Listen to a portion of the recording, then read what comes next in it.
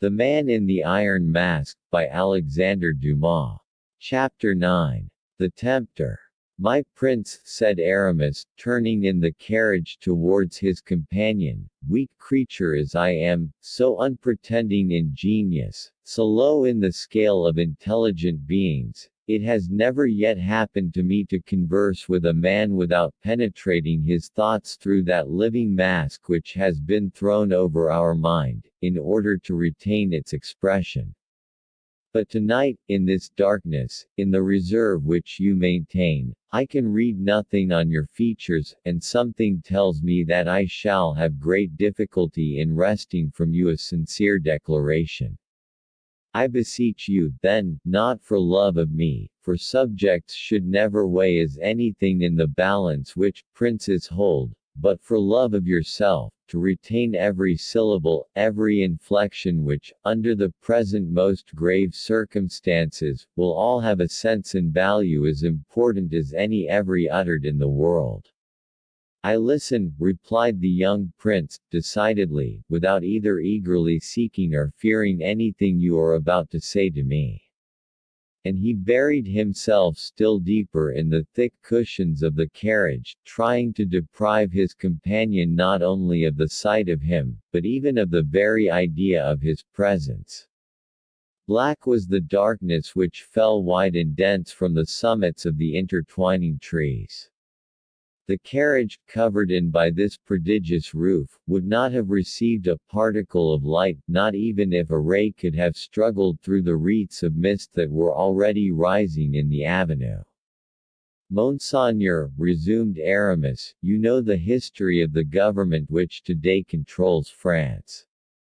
The king issued from an infancy imprisoned like yours, obscure as yours, and confined as yours, only, instead of ending, like yourself, this slavery in a prison, this obscurity in solitude, these straitened circumstances in concealment, he was fain to bear all these miseries, humiliations, and distresses, in full daylight, under the pitiless sun of royalty. On an elevation flooded with light, where every stain appears a blemish, every glorious stain.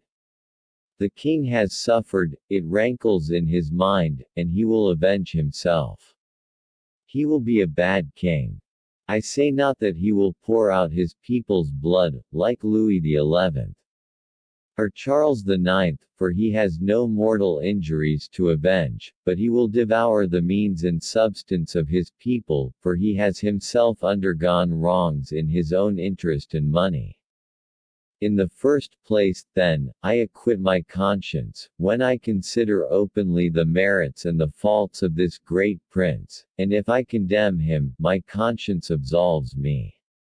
Aramis paused. It was not to listen if the silence of the forest remained undisturbed, but it was to gather up his thoughts from the very bottom of his soul, to leave the thoughts he had uttered sufficient time to eat deeply into the mind of his companion. All that heaven does well, continued the Bishop of Vannes, and I am so persuaded of it that I have long been thankful to have been chosen depositary of the secret which I have aided you to discover.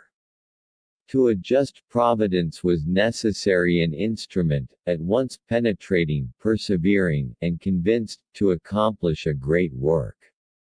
I am this instrument. I possess penetration, perseverance, conviction. I govern a mysterious people, who has taken for its motto, the motto of God, patiens quia odornis. The prince moved. I divine, Monseigneur, why you are raising your head, and are surprised at the people I have under my command. You did not know you were dealing with a king, oh! Monseigneur, king of a people very humble, much disinherited. Humble because they have no force save when creeping, disinherited, because never, almost never in this world, do my people reap the harvest they sow, nor eat the fruit they cultivate. They labor for an abstract idea. They heap together all the atoms of their power, so from a single man, and round this man, with the sweat of their labor, they create a misty halo, which his genius shall, in turn, render a glory gilded with the rays of all the crowns in Christendom. Such is the man you have beside you, Monseigneur. It is to tell you that he has drawn you from the abyss for a great purpose, to raise you above the powers of the earth, above himself. 1. The prince lightly touched Aramis's arm. You speak to me, he said, of that religious order whose chief you are.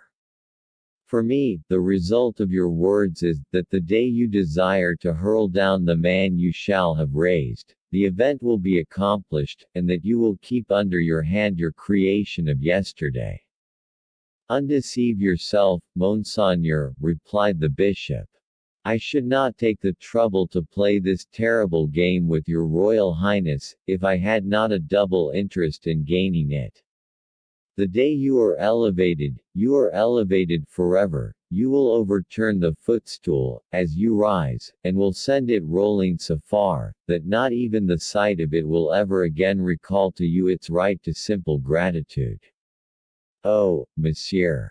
Your movement, Monseigneur, arises from an excellent disposition. I thank you. Be well assured, I aspire to more than gratitude. I am convinced that, when arrived at the summit, you will judge me still more worthy to be your friend, and then, Monseigneur, we too will do such great deeds, that ages hereafter shall long speak of them. Tell me plainly, monsieur, tell me without disguise, what I am today, and what you aim at my being tomorrow. You are the son of King Louis XIII, brother of Louis XIV, natural and legitimate heir to the throne of France. In keeping you near him, as monsieur has been kept, monsieur, your younger brother, the king reserved to himself the right of being legitimate sovereign. The doctors only could dispute his legitimacy. But the doctors always prefer the king who is to the king who is not. Providence has willed that you should be persecuted, this persecution today consecrates you King of France. You had, then, a right to reign, seeing that it is disputed, you had a right to be proclaimed seeing that you have been concealed. And you possess royal blood, since no one has dared to shed yours, as that of your servants has been shed. Now see, then, what this Providence, which you have so often accused of having in every way thwarted you, has done for you. It has given you the features, figure, age, and voice of your brother, and the very causes of your persecution are about to become those of your triumphant restoration. Tomorrow, after tomorrow, from the very first, regal phantom, living shade of Louis XIV, you will sit upon his throne, whence the will of heaven, confided in execution to the arm of man, will have hurled him, without hope of return. I understand, said the prince, my brother's blood will not be shed, then. You will be sole arbiter of his fate. The secret of which they made an evil use against me. You will employ it against him. What did he do to conceal it? He concealed you. Living image of himself, you will defeat the conspiracy of Mazarin and Anne of Austria. You, my prince, will have the same interest in concealing him, who will, as a prisoner, resemble you, as you will resemble him as a king. I fall back on what I was saying to you. Who will guard him? Who guarded you? You know this secret, you have made use of it with regard to myself. Who else knows it? The Queen Mother and Madame de Chevreuse. What will they do? Nothing, if you choose. How is that? How can they recognize you, if you act in such a manner that no one can recognize you? 'Tis true, but there are grave difficulties. State them, prince. My brother is married, I cannot take my brother's wife. I will cause Spain to consent to a divorce, it is in the interest of your new policy, it is human morality. All that is really noble and really useful in this world will find its account therein. The imprisoned king will speak.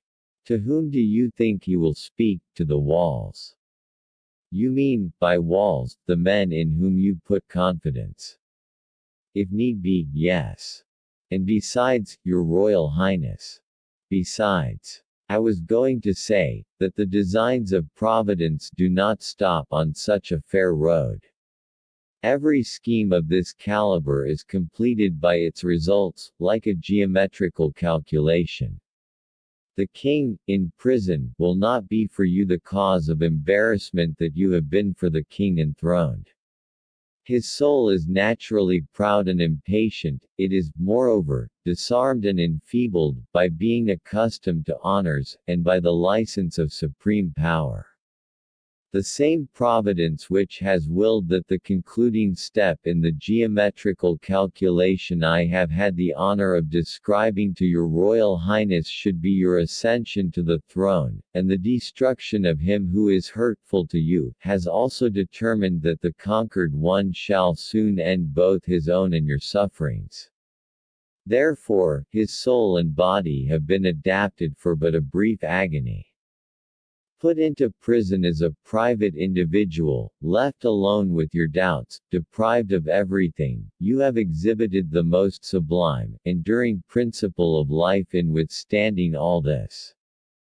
But your brother, a captive, forgotten, and in bonds, will not long endure the calamity, and heaven will resume his soul at the appointed time, that is to say, soon. At this point in Aramis's gloomy analysis, a bird of night uttered from the depths of the forest that prolonged and plaintive cry which makes every creature tremble. I will exile the deposed king, said Philippe, shuddering, 'twill be more human. The king's good pleasure will decide the point, said Aramis. But has the problem been well put? Have I brought out of the solution according to the wishes or the foresight of your Royal Highness? Yes, monsieur, yes, you have forgotten nothing, except, indeed, two things. The first. Let us speak of it at once, with the same frankness we have already conversed in. Let us speak of the causes which may bring about the ruin of all the hopes we have conceived. Let us speak of the risks we are running. They would be immense, infinite, terrific, insurmountable, if, as I have said, all things did not concur to render them of absolutely no account. There is no danger either for you or for me, if the constancy and intrepidity of your Royal Highness are equal to that perfection of resemblance to your brother which nature has bestowed upon you. I repeat it, there are no dangers, only obstacles, a word, indeed, which I find in all languages, but have always ill understood, and, were I king, would have obliterated as useless and absurd. Yes, indeed, monsieur, there is a very serious obstacle, an insurmountable danger, which you are forgetting. Ah, said Aramis. There is conscience, which cries aloud, remorse, that never dies. True, true, said the bishop, there is a weakness of heart of which you remind me. You are right, too, for that, indeed, is an immense obstacle. The horse afraid of the ditch, leaps into the middle of it, and is killed. The man who trembling crosses his sword with that of another leaves loopholes whereby his enemy has him in his power. Have you a brother? Said the young man to Aramis. I am alone in the world, said the latter, with a hard, dry voice. But, surely, there is someone in the world whom you love, added Philippe. No one, yes, I love you. The young man sank into so profound a silence, that the mere sound of his respiration seemed like a roaring tumult for Aramis. Monseigneur, he resumed, I have not said all I had to say to your Royal Highness. I have not offered you all the salutary counsels and useful resources which I have at my disposal. It is useless to flash bright visions before the eyes of one who seeks and loves darkness, useless, too, is it to let the magnificence of the cannon's roar make itself heard in the ears of one who loves repose and the quiet of the country. Monseigneur, I have your happiness spread out before me in my thoughts. Listen to my words, precious they indeed are, in their import and their sense, for you who look with such tender regard upon the bright heavens, the verdant meadows, the pure air. I know a country instinct with delights of every kind, an unknown paradise, a secluded corner of the world where alone, unfettered and unknown, in the thick covert of the woods, amidst flowers, and streams of rippling water, you will forget all the misery that human folly has so recently allotted you. Oh! Listen to me, my prince. I do not jest. I have a heart, and mind, and soul, and can read your own eye even to its depths. I will not take you unready for your task, in order to cast you into the crucible of my own desires, of my caprice, or my ambition. Let it be all or nothing. You are chilled and galled, sick at heart, overcome by excess of the emotions which but 1 hour's liberty has produced in you. For me, that is a certain and unmistakable sign that you do not wish to continue at liberty. Would you prefer a more humble life, a life more suited to your strength? Heaven is my witness, that I wish your happiness to be the result of the trial to which I have exposed you. Speak, speak, said the prince, with a vivacity which did not escape Aramis. I know, resumed the prelate, in the Bas Poitou, a canton, of which no one in France suspects the existence. 20 leagues of country is immense, is it not? 20 leagues, Monseigneur, all covered with water and herbage, and reeds of the most luxuriant nature, the whole studded with islands covered with woods of the densest foliage. These large marshes, covered with reeds as with a thick mantle, sleep silently and calmly beneath the sun's soft and genial rays. A few fishermen with their families indolently pass their lives away there, with their great living rafts of poplar and alder, the flooring formed of reeds, and the roof woven out of thick rushes. These barks, these floating houses, are wafted to and fro by the changing winds. Whenever they touch a bank, it is but by chance, and so gently, too, that the sleeping fisherman is not awakened by the shock. Should he wish to land, it is merely because he has seen a large flight of landrails or plovers, of wild ducks, teal, widgeon, or woodchucks, which fall an easy prey to net or gun. Silver shad, eels, greedy pike, red and gray mullet, swim in shoals into his nets. He has but to choose the finest and largest, and return the others to the waters. Never yet has the food of the stranger, be he soldier or simple citizen, never has any one, indeed, penetrated into that district. The sun's rays there are soft and tempered, in plots of solid earth, whose soil is swart and fertile, grows the vine, nourishing with generous juice its purple, white, and golden grapes. Once a week, a boat is sent to deliver the bread which has been baked at an oven, the common property of all. There, like the seigneurs of early days, powerful in virtue of your dogs, your fishing lines, your guns, and your beautiful reed-built house, would you live, rich in the produce of the chase, in plenitude of absolute secrecy. There would years of your life roll away, at the end of which, no longer recognizable, for you would have been perfectly transformed, you would have succeeded in acquiring a destiny accorded to you by heaven. There are 1,000 pistoles in this bag, Monseigneur, more, far more, than sufficient to purchase the whole marsh of which I have spoken, more than enough to live there as many years as you have days to live.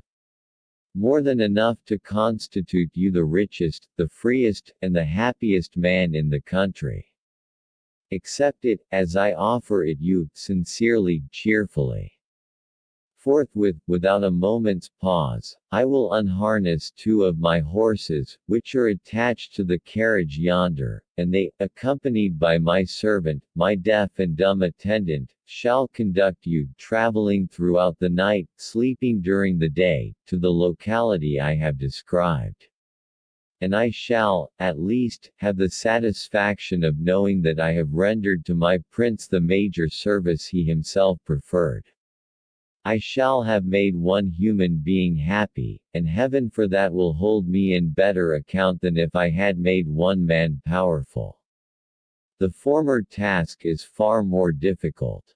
And now, Monseigneur, your answer to this proposition. Here is the money. Nay, do not hesitate. At Poito, you can risk nothing, except the chance of catching the fevers prevalent there, and even of them, the so-called wizards of the country will cure you, for the sake of your pistoles. If you play the other game, you run the chance of being assassinated on a throne, strangled in a prison cell. Upon my soul, I assure you, now I begin to compare them together, I myself should hesitate which lot I should accept. Monsieur, replied the young prince, before I determine, let me alight from this carriage, walk on the ground, and consult that still voice within me, which heaven bids us all to hearken to. 10 minutes is all I ask, and then you shall have your answer. As you please, Monseigneur, said Aramis, bending before him with respect, so solemn and august in tone and address had sounded these strange words. نشكركم على متابعتكم لنا في قناة أحمد وسارة. ادعمونا بالاشتراك في القناة وفعلوا زر الجرس وانتظروا المزيد يوميا.